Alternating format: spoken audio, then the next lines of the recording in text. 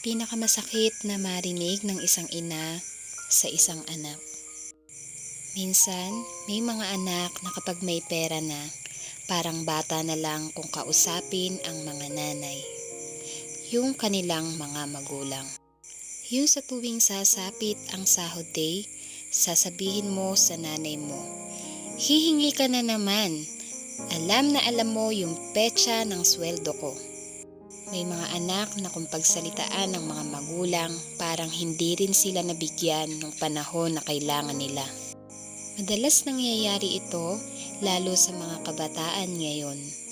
Minsan, parang biro sa isang magulang, pero alam nyo ba na masakit yon sa isang ina?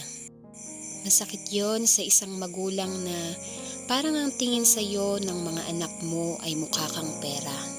Sa panahon ngayon, isa ito sa mga salitang nakukuha ng mga magulang sa isang anak.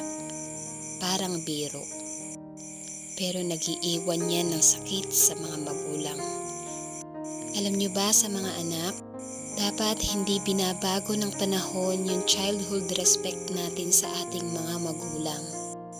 Hindi dapat na nagkaroon ka lang ng pera, parang mga bata na kung kausapin at itrato mo ang iyong mga magulang. Tandaan mo, magulang mo sila, nasasaktan, nagdaramdam.